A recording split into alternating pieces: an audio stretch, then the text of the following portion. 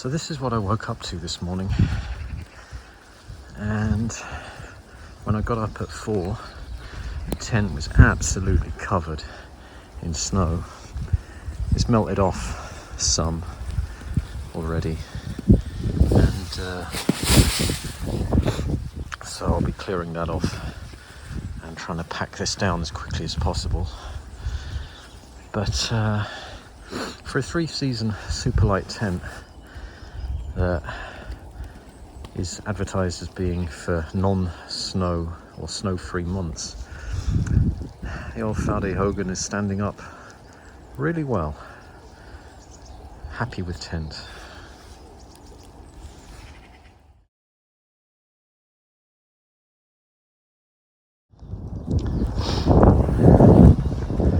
So, remember those lovely photos from yesterday of blue skies and sun? Well, this is what we woke up to. Those clear skies were just an omen for the cold front that brought the snow overnight, and temperatures down to -5, I think, with wind chill.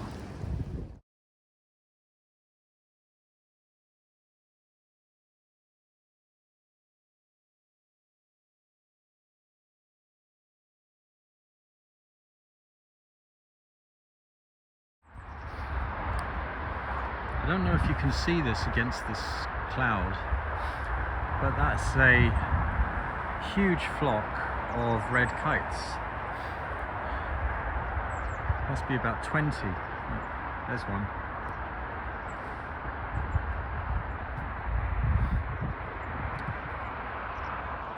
Loads over there.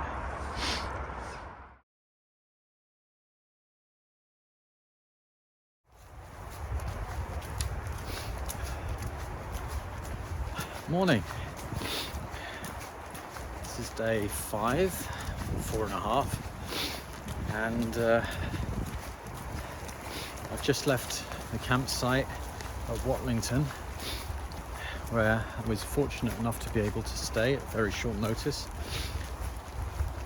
And you'd seen that the night before we'd had a huge dump of snow, and so my tent was wet and I hadn't had a chance to dry it out. And I thought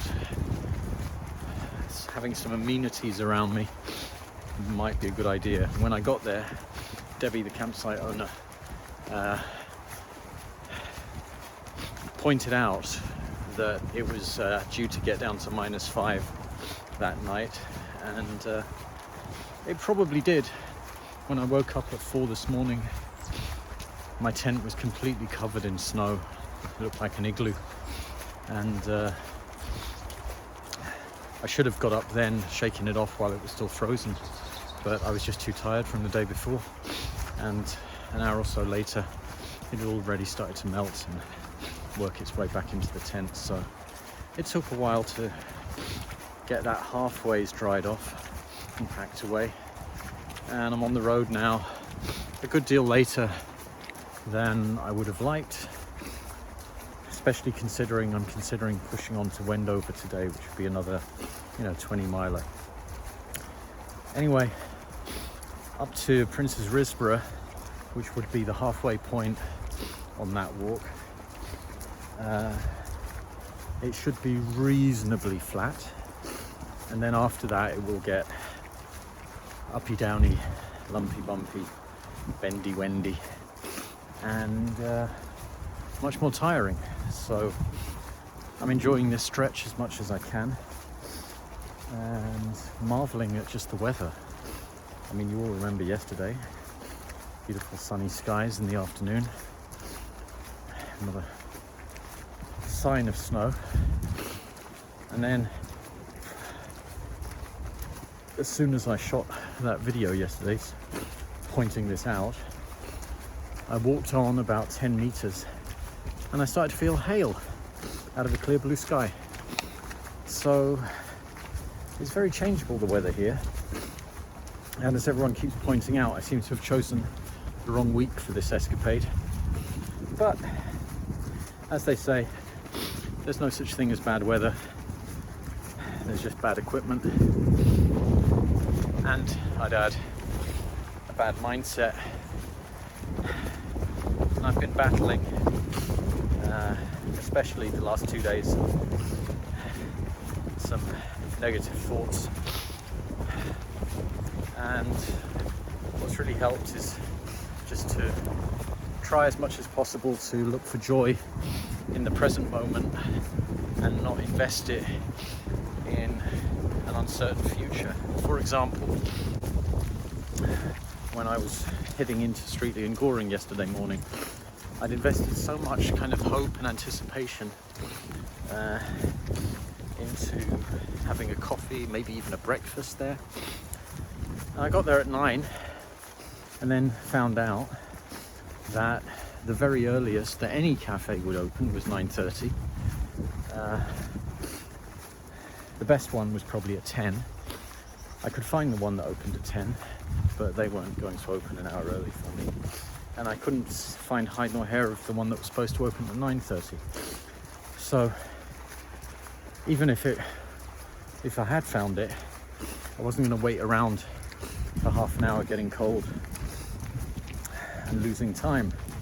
And I was so angry at Streatley and Goring. You probably saw the video, and if you didn't, check it out. But I realized that my anger was not really at the town. I mean, the town is what it is.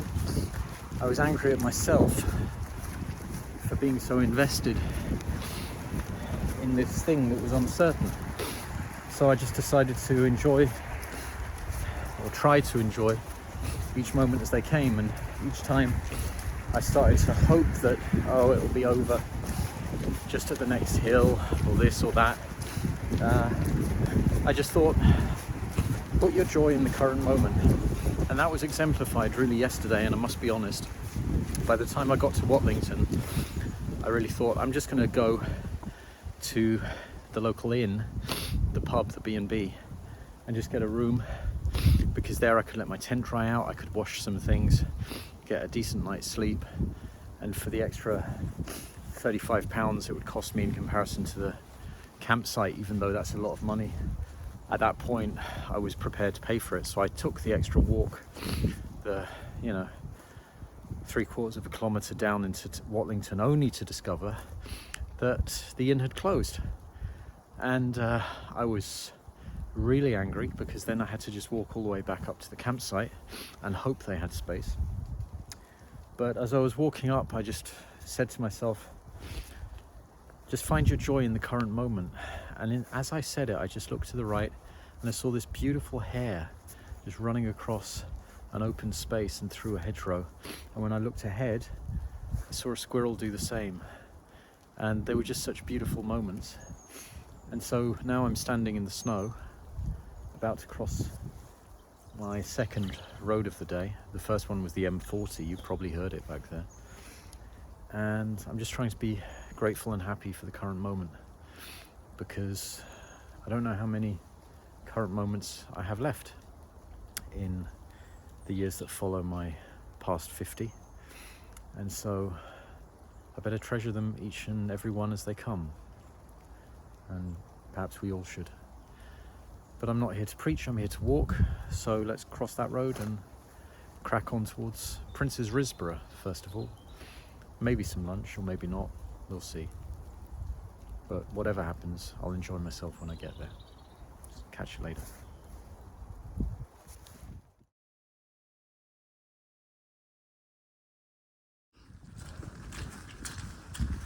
Headwind, headwind, headwind.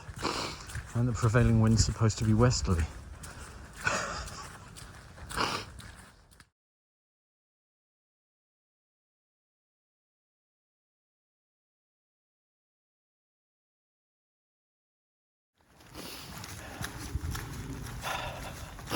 I wonder if anyone else in human history has ever used as a marching cadence the tune "I'm a Little Teapot," because it's been helping me immensely.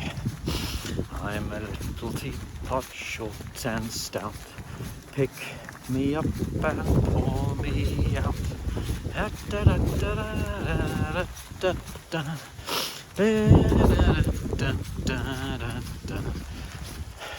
So it doesn't make any sense.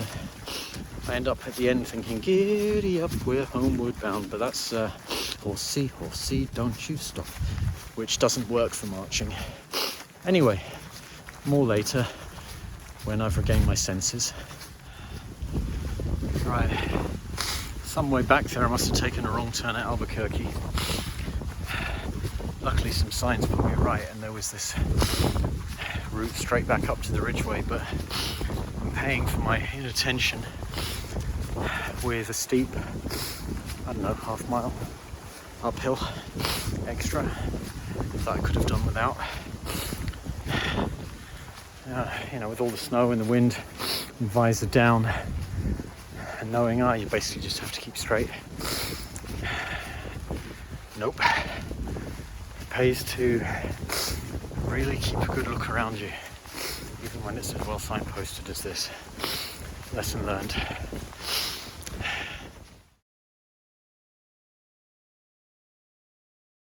Right, this has got proper nasty now. I'm about 10 kilometers away from the campsite, probably about 7 or 6 from Wendover itself. It's been snowing and howling wind head on all day. I'm pretty much soaked now through my waterproof, pretty much through my thermal layer, almost through my padded layer, and I'm sweating like a pig from inside. So it's safe to say I'm wet. My tent is wet. I think the only thing that isn't wet is my night kit and my sleeping bag, thank God. But there's no other real accommodation options as far as I can see. So it's to the campsite I march. I'll get there if I'm lucky before sundown, but it'll be close. And then I'll be pitching my tent probably in the dark. And at least then I can't see how soaking wet and nasty it is. So this has not been a pleasant day, and I'll be glad when it's over. And then tomorrow to the beacon, and that'll probably be the end of it, because I think from there I'm just going to head home. Yeah, this is proper nasty now. So I better crack on and not catch hypothermia. Bye.